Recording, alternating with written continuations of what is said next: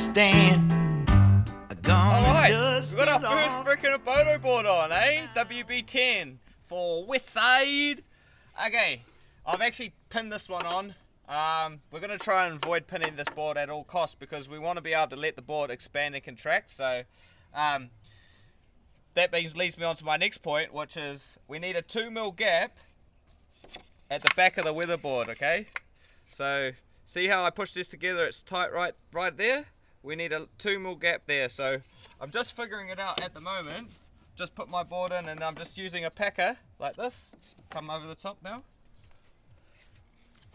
You can see now that I've got a 2mm expansion gap at the back there.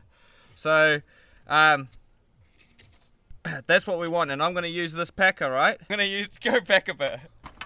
I'm going to use this packer now to space all my weatherboards all the way along this whole wall. And that's going to give me 2mm expansion gap. And yeah, so now that I've sort of figured that out, I can get Fabiano to start cutting these. We're going to leave them long and then trim the top off afterwards. So it's going to make our process pretty quick. Just need to figure out the last one is our nail line all the way through here, how we're going to fix this off.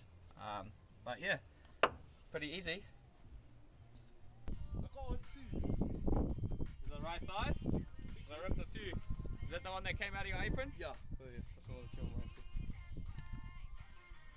Just make sure you double, triple check.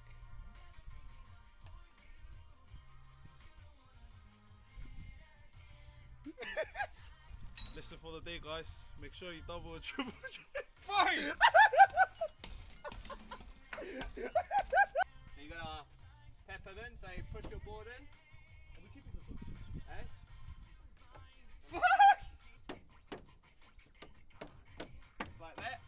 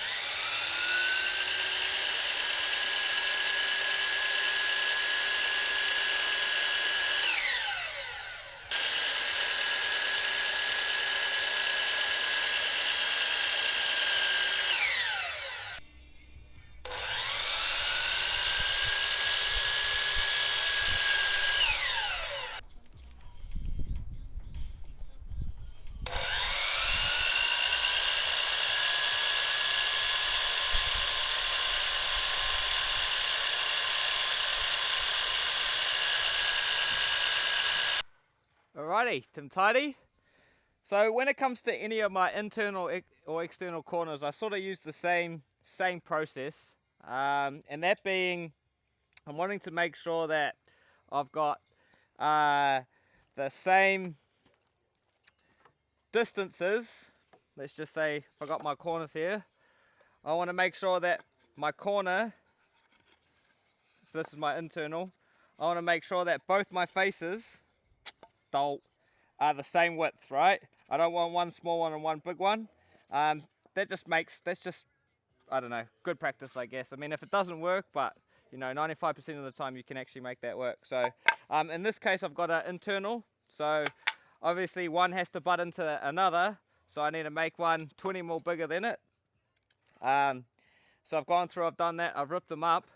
Now what I like to do is I like to stain the ends, because you have to seal the paint. We need to make sure we seal the ends, right? Making sure that there's no exposed timbers. Okay, so once I've sealed it up, I actually like to put I don't know if you guys can see that, but it's a slight weather groove through here, right?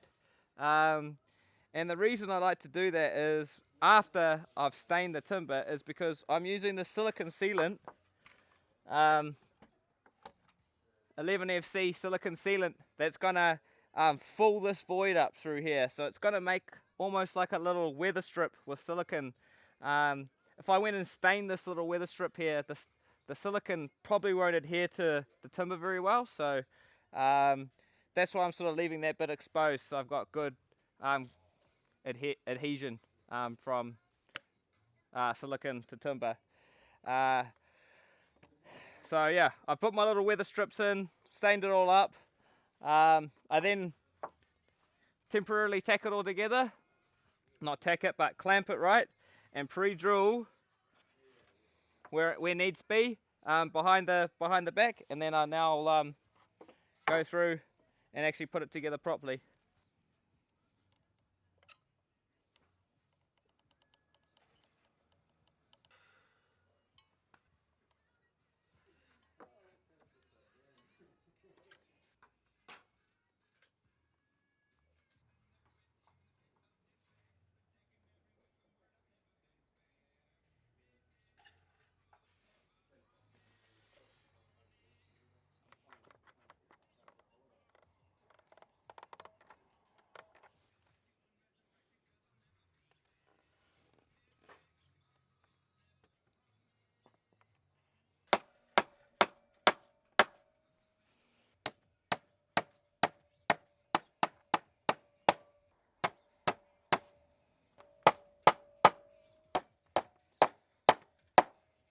Pretty much what I'm saying is my silicon is pretty much adhering right in this little spot here, and that way it also has somewhere to go when I'm gluing this together. You can see I've got no silicon on the inside of my join there, maybe oh, not quite, but there is silicon spurting out the back a little bit, so that means I know I've actually got, you know, a good seal there. And it's, you know, fuck, this might be a bit extreme, but anyway, I just like doing shit like that to make sure that we're never letting any water even into the cavity.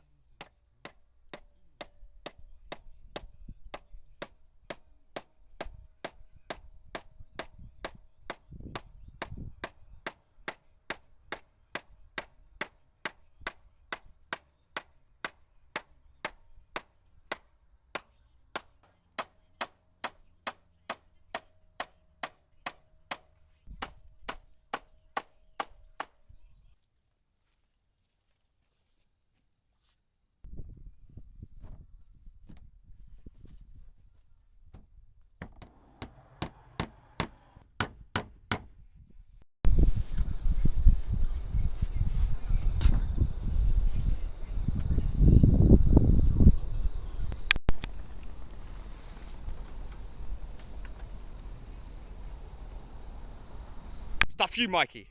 All right, so this is our little system that we've got in place to mark and drill our boards before we actually go and stick them up. Now, we're doing this because we don't want to pin the board on and then drill it, drill and then nail, because that way it's fixing it in place. We want the board to be able to expand and contract as it pleases. So we're pre-drilling a couple of rows where needed, so it's going to make it easier for us to stick up and just nail on when we're plumbing it out. But yeah, we've just got this little story stick. I've rebated the back of it out 30mm, and that's going to give our distance from the edge of our board to our center of our nail hole.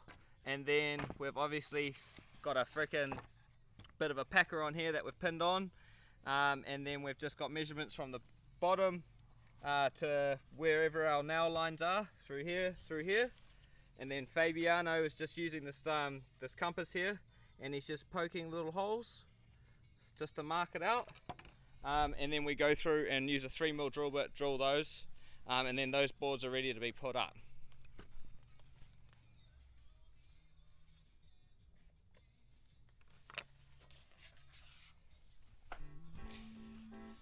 Fun in the sun. Red boy!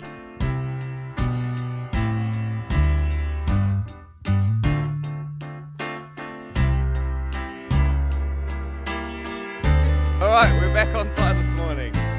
Now I just want to have a quick chat to you about selecting our cladding lengths and figuring out exactly where they go. Now obviously when we get the pack of timber, especially with this Abodo, it comes in random lengths, right? So we need to go through and we need to figure out exactly what lengths go where.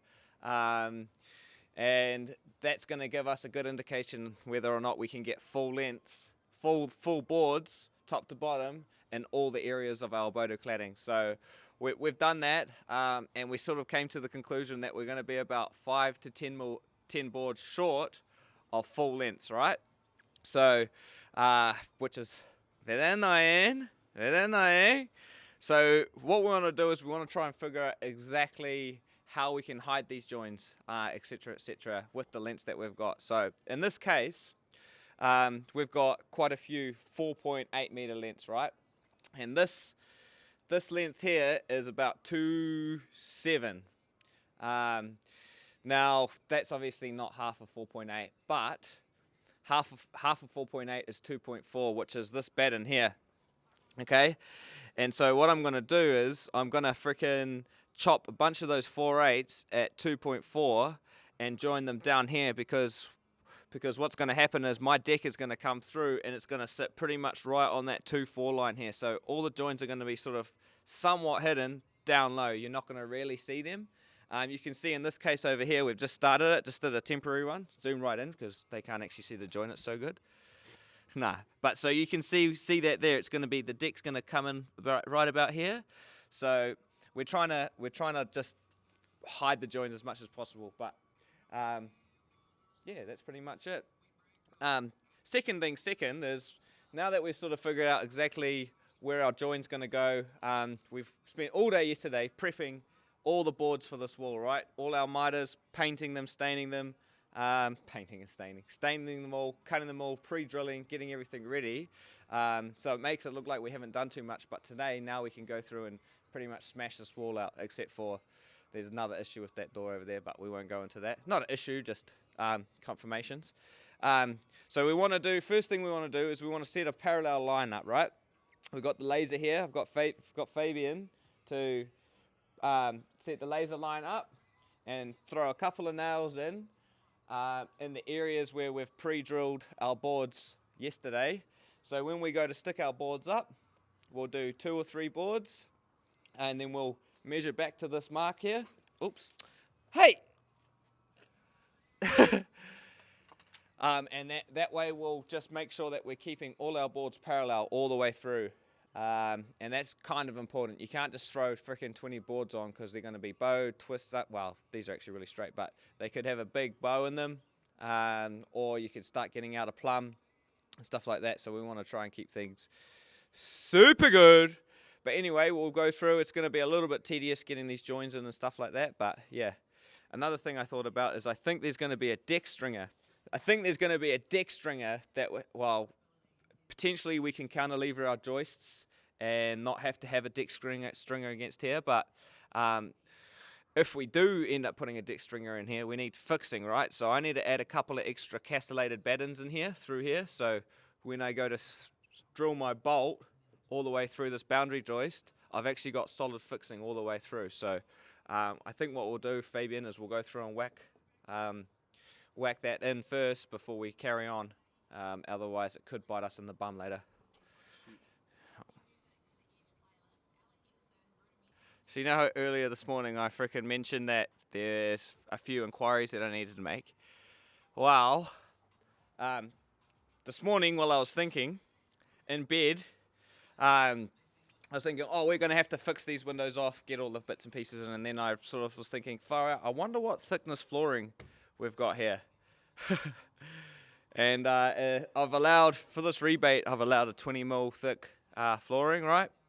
Now, unfortunately, I've just spoken to the client, and we've only got a 5mm laminate flooring that's going in. So the reason I'm concerned about that is we want to have a level entry, right? We want to make sure our door is flush with the floor on the inside, and that the deck is flush with the door on the outside, so it's nice and flush all the way through. Now, come over here. You can see this down here, right? This is 20mm flooring, allowances for a bit of glue there. We'll bring it up flush. This is 10mm, right? There's going to be a big step up and over. So what we're going to have to do is we're going to have to pull all this out, rebate it down to the correct height, reinstate it all.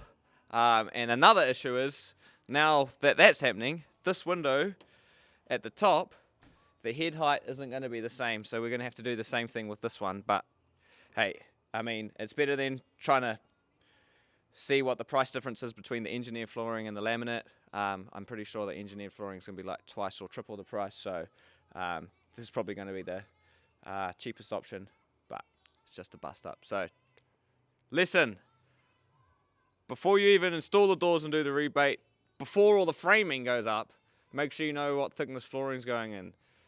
Fuck. Okay, so before we start frickin' pulling these doors out and readjusting those, I'm not looking forward to that. We're going to just get a few boards up and in. Now the process here is pretty much put a full board on, then do a miter join, full board, miter join, full board, miter join. Now with the miter joins, we need to put some flashing tape on the batten that's getting joined on. So I'm just going to run a full length all the way along, because we're no point in putting little pieces there and there. I don't know what that's really actually doing, but that's what it asked for, so that's what we're going to do. Now I pretty much just taped it onto the batten, and then I've left this little tape on, and I'm just going to let it hang like that, I think. Or do I cut it off? Doesn't really matter whether you leave it hang or cut it off. It's not going to be seen anyways. Yeah, sweet. Alright, we'll pick this up. We've got about 2 packers the same size. Oh yeah. Yeah. Double, triple. Double, triple, yeah.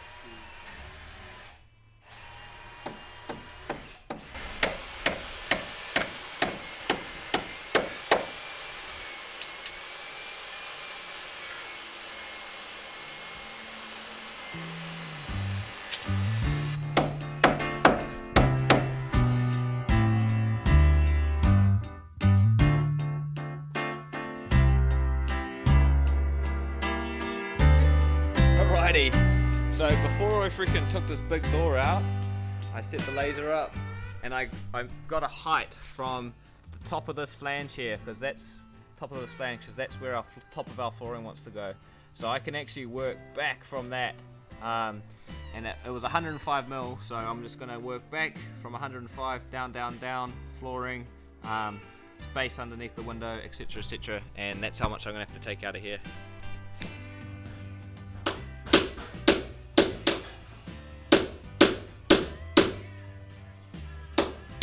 What happens when you don't have the right tools, you know? No, good.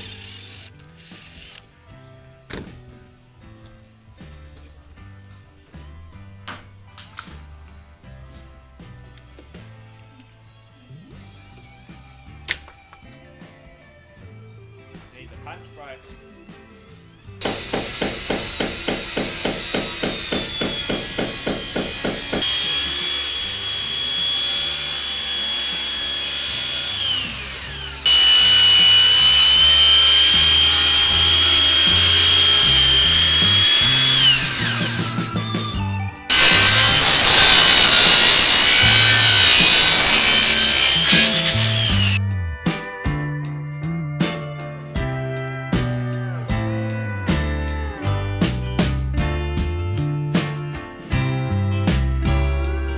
Alright. Finally. So, tidy, alright. So there's a few different options we could have done here. We could have pulled these nogs out and reinstated them behind here and then putting a new one in, but my concern was if I pull those out, the floor's glued to that nog, so if I pulled it out and broke the floor, I would have been doubly pissed off and I couldn't do anything. So we ended up going for just to check out the nog all the way through. It came out alright, but it just takes a little while. But now we can just go back to our normal stance, put the paper back on, tapes, sill support, door back in. No one will ever know. Man, we love this side of the house, eh? This spot right here always seems to like trick us for some reason. Welcome back to another channel if we need the floor.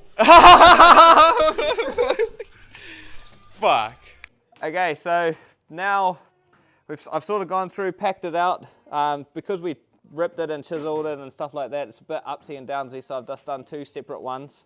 One at the back, this is where our fixing tag is, but this one's going to sort of support the front of the door before the sill support goes in. I'm just going to put it in after, to make our life a little easier. I've also got Fabian just taping the front edge of these bits of DPC, because I'm a bit nervous because it's such a big door, it's going to pull the DPC up and then just crush against there, and it's going to go like shit. So anyway, I've got that on. Now I'm just going to put I've got to seal this up too, so when I put the window in, I've got to put silicone through here because I'm never going to be able to get expanding foam in. So I'm going to wet seal this right now and then get the fucking thing back in and never coming out again. We'll see. Shut up, Fabian.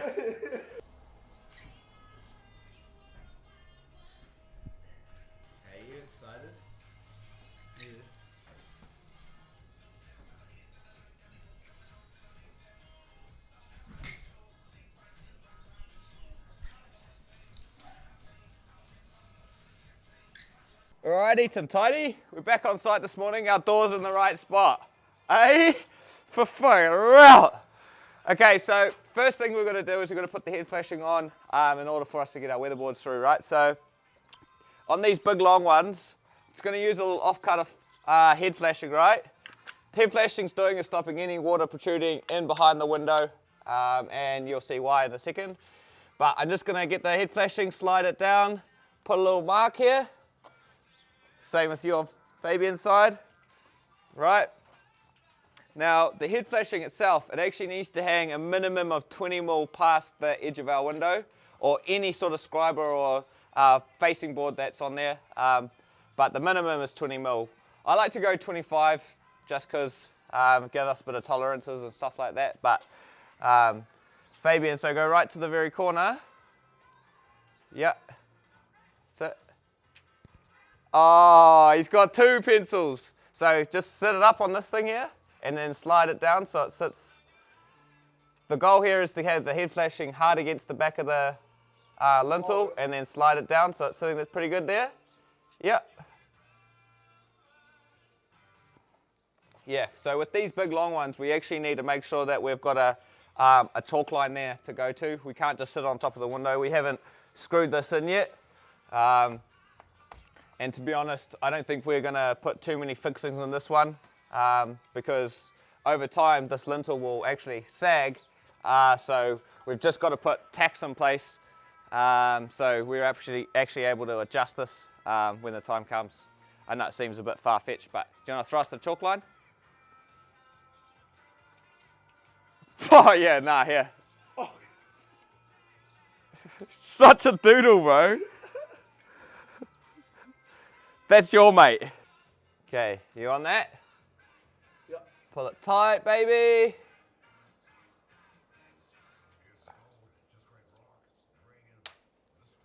Boom. Okay, so I've allowed 25 mil for this. Scucks. Speed mode.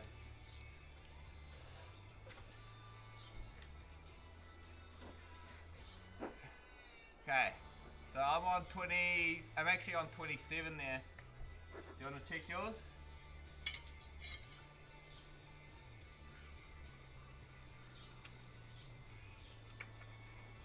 Don't go on the screw.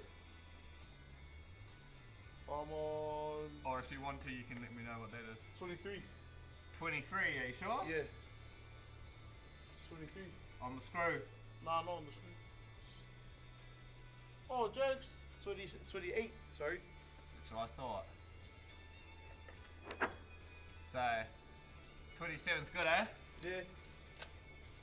Alright.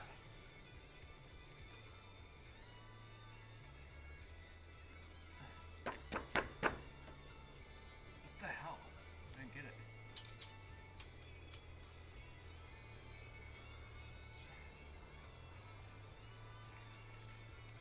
I really fucked my one up, I think. Anyway.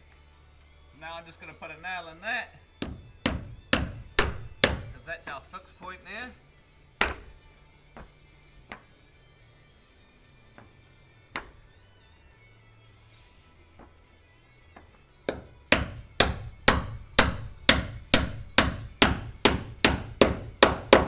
can do the same on your end.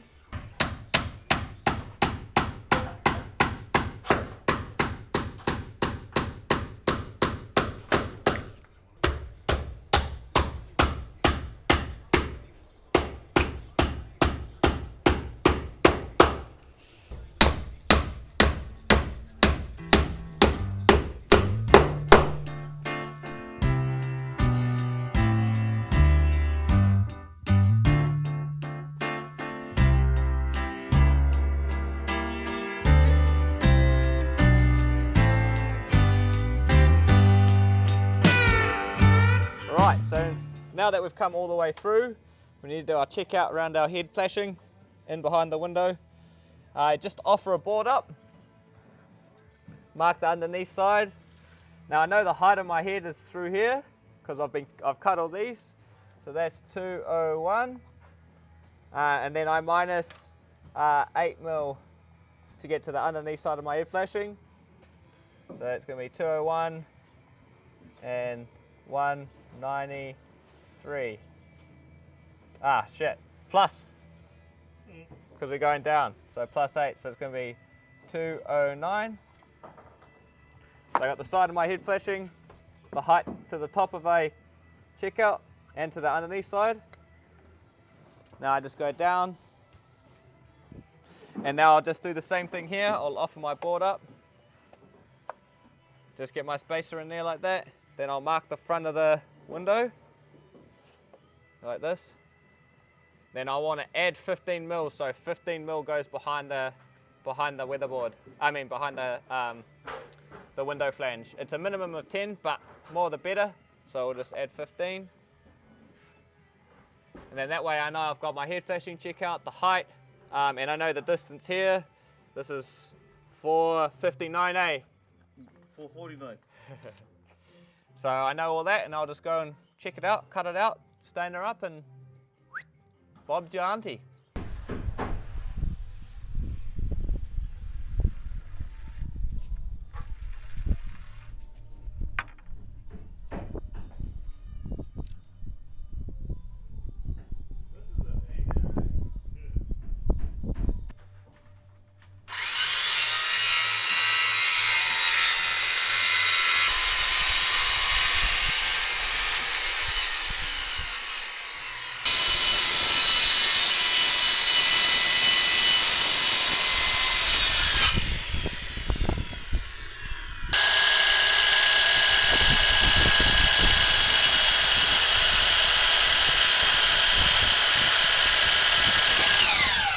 All right, here comes the fun part. So what we're gonna do is we're gonna push this window out as far as we can, because we've actually got some, I don't know if you can see that in-seal tape behind here, and the in-seal tape needs to sit and squish against the cladding here.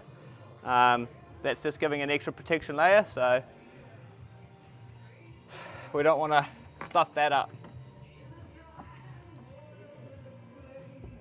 You're pushing at the bottom. That's it, that's it.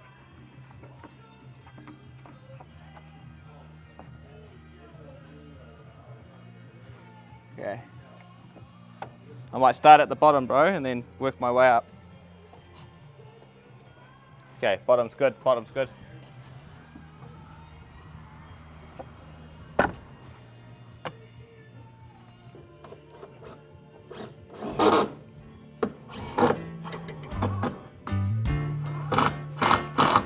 Yeah, that's heaps.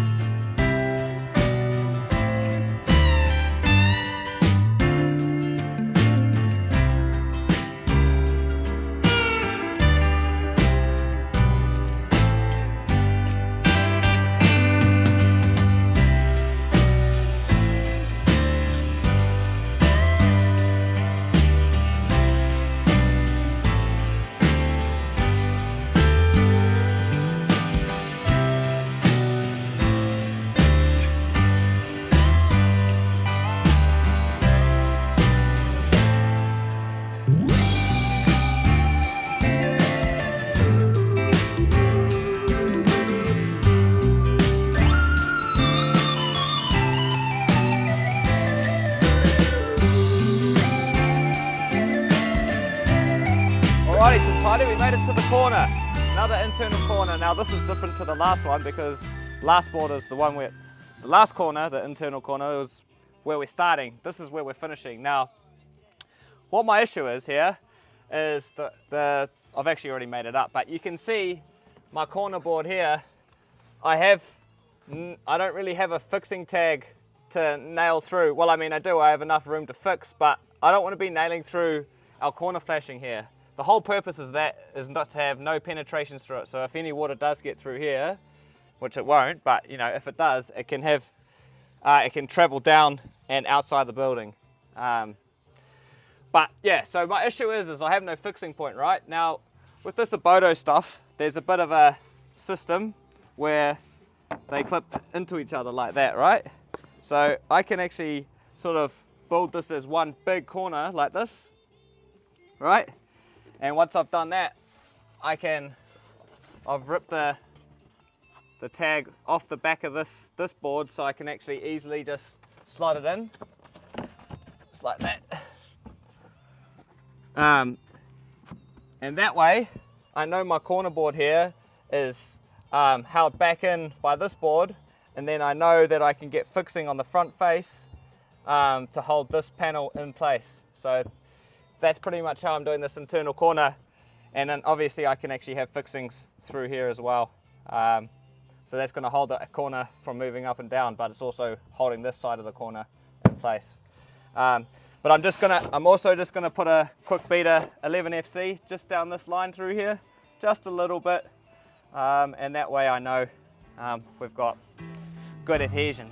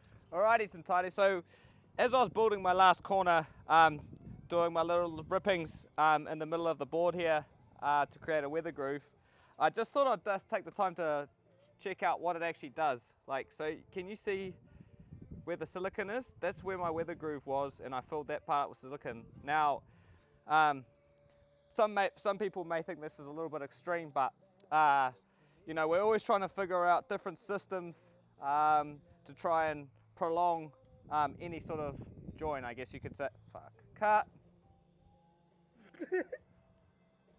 Don't know where the fuck I was going with that. Hey. Was that some sort of spiritual fucking fuck? Okay.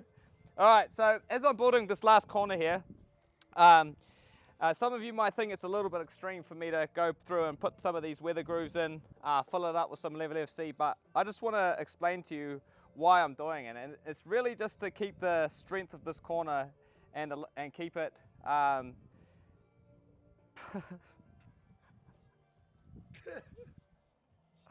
Keep it wild.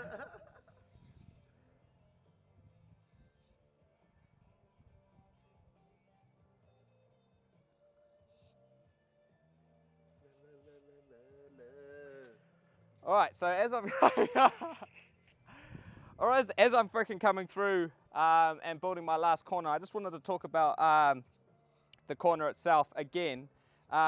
We went through yesterday and trimmed the tops of the boards off, and this is one of the corners. I just wanted to show you what actually happens when I put my weather groove in and seal it with silicon. You can see it creates a pretty decent weather seal there. The silicon's on both sides, and that just gives this corner a greater life expectancy pretty much. Like, this is going from, I don't know, 10-year life expectancy to like 50, and that's what we try to do everywhere on the whole job. We're always trying to make sure that we're not just taking the money and running, we're actually trying to give longevity to the whole house, you know? We want it to last for fucking ever. So I think I might try and, don't look at that. That was Fabian, he did this little bit. The nail come through. I'm gonna try and pull it apart and see see that 11 FC in there? Look, even though I've split it right out, it's still got flexibility. Look at this. Look how it's just starting to break now. So you can actually see that that 11 FC actually has a fair bit of movement in it too. So if it does expand and contract a bit, it's got that movement there. It's gonna hold it for lifetime. So yeah, that's pretty wicked though, eh? It's like fucking strongman competition, ripping a phone book in half, eh? Like, oh, you can't see me! Alrighty, Tim Tidy, so come to our last corner that we're doing, right? Now, in a previous episode, I sort of spoke about this section right here where I think the fascia is going to be running into the cladding. Now, we're coming to that stage, right? So, I've got my corner cut. I'm going to stick this in real quick. Okay, up we go. Now, you can see that that's fucking sexy, just like me. But you can see our detail sort of coming together, right? We've got, oops, see our detail coming together. And my fascia board wants to sit flush with the cladding, so we've got a clean line all the way through. Now, I just need to make sure that I've got the correct flashings, back flashings in place, so no water can actually penetrate through into the building like that, right? So that's what this PVC back flashing's doing. I've done a small checkout in the corner itself right here, so the timber around this side actually sits up past, and my soffit's going to go in here. Oops, my soffit's going to slide in through there like that. Get that paper out. But anyway, you can sort of see what's happening here. Any water that penetrates through is going to hit this and come down. Now, my fascia will sit about 5 mil off the corner here, so I can seal this with silicone all the way through. But if it does end up splitting open, water's going to hit that and come down, strip down. And what I do is, when my soffit board comes in, I just do a little check out of the back of the soffit. So all you're going to see is this tiny little white flashing, which will probably get painted anyway. And then that way, we've got a super watertight corner in this section. for this detail at least. How are we looking, big man? Are you happy there? Yep. No water can ever get in.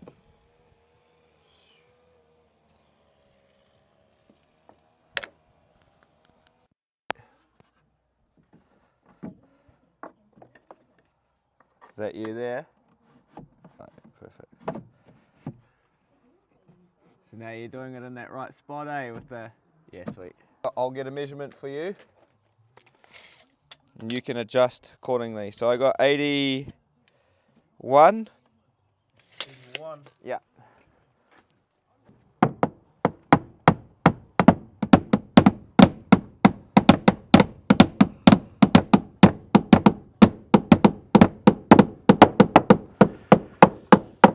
So you guys can see here that we're not using the pin gun, we're actually using the nail to hold the board on. Like we have been using the pin gun in places where it's easier for us, but if we can avoid it, we're going to avoid pinning it at all costs. What's up? 82? 82? Yeah. Just remember, look at your gap, bro. So, look how big your gap is. Yeah, that's not good. You need to go back, bro. Back in? Yeah. We've got to make sure we take in consideration the size of our gap as well. Yep. So you've got your 6mm packer there, 6.5, put it in there. Oh, not too bad. Oh, what about right at the very top? Oh, no, yeah. Oh, does it just bow out a bit? Yeah. Oh, yeah. Top part. Okay, that's right. Nail, is it over? Yeah, sweet. Just look massive, you know? Oh, so was I supposed to... It's alright. I'm not supposed to pack it down like the other side? Yeah, yeah, yeah. Oh, yeah, pack You it can still do that.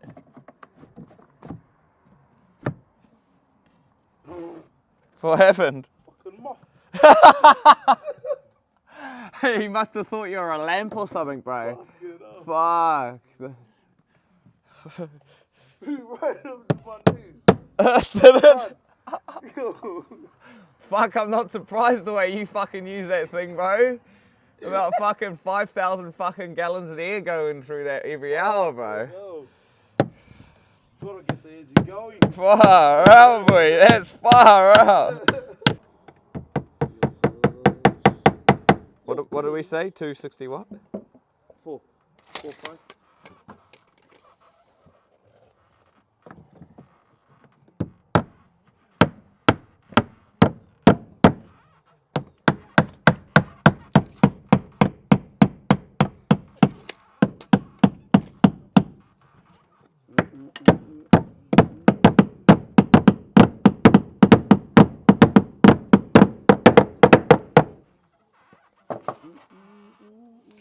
Oh, you're joking. What?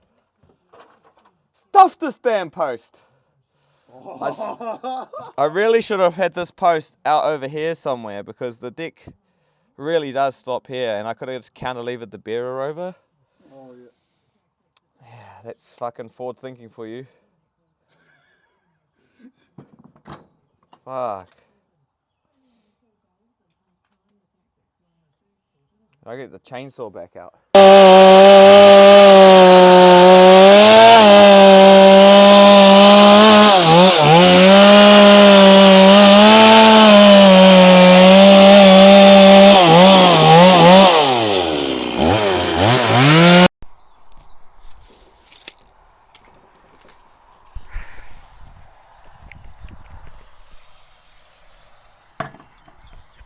Do it on a solid surface, bro.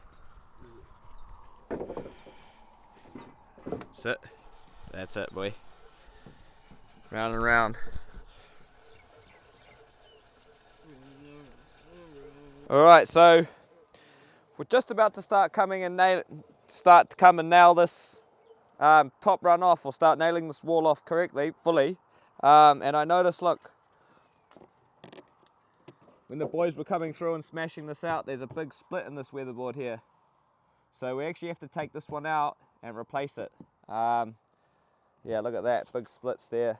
So super important to keep quality control at a premium in this situation, because I mean, lucky enough we're actually able to pull this board out and then we can slide a new one down and in, but if we didn't do that, it's going to be quite an issue trying to get the board in and then back around.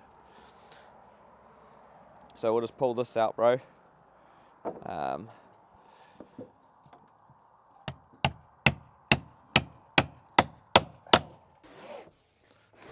Hey! Look at that! Okay, just hold there. Oh no, I can get it. Right, so do you want to cut another board that length? Yep.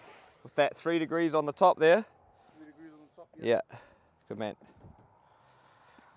How easy was that, bro? When I'm sanding the hammer, I'm just using a circular motion like this. Then I'm also leaning it to the side, circling round and around like this. What that's going to do is it's going to give you a, well, it's pretty hard to see, but 1 second. If I have my ruler on me, you can see, I don't know if you can see that, but actually, see how my top of my hammer's sort of rounded like that? It's not flat.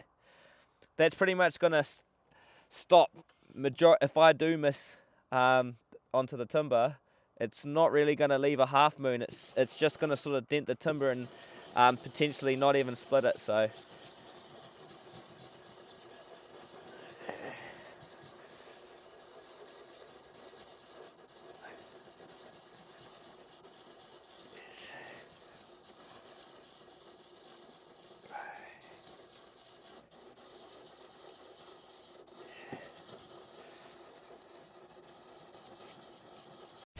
alright, so now we're going to do a little bit of nailing off. We're probably going to do sections at a time because we don't want to frickin' be nailing off all day, Fabester? So, few things to take into, well, our nail system is pretty much, we set up a string line, right? Now in this situation, we've got a barge flashing that comes down over the top. It's got a 100mm down stand. So what I'm going to do is I'm going to try and hide my nails up underneath that barge flashing so you don't see it. And the way we mark it out is we're just using this compass here. Fabian's going through, pretty much going like this. Now, because it's pointy on both ends, right? There you go.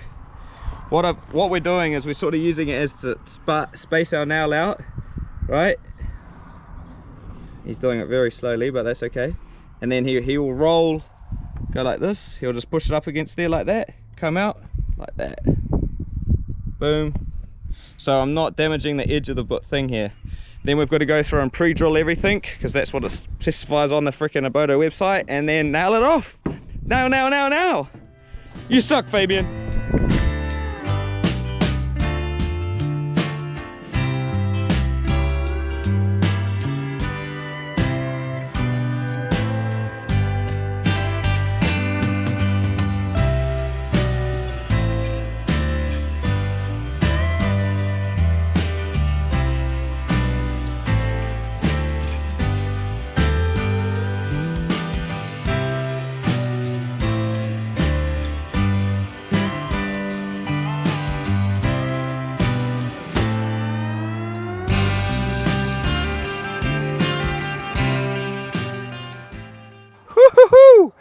And that's pretty much going to wrap up our frickin' Abodo cladding video. Hope you guys enjoyed. Plenty of lots of tips and tricks and little secrets to never miss a nail, and what we try to do to achieve just like the perfect cladding system, I guess. You know, anything from keeping our boards nice and straight, paralleling them up to our head flashing heights, all that sort of good shit. But yeah, our goal really here is to make a long-lasting product that looks fucking amazing, and I think we've achieved that in this exciting episode. So yeah, if you guys enjoyed, make sure you subscribe, leave a comment, see if you've got any other little tips and tricks that we could do to improve this system, and yeah, stay tuned for the next one, baby. Woo! Stuff you, Fabian. Dreaming of that old used to be.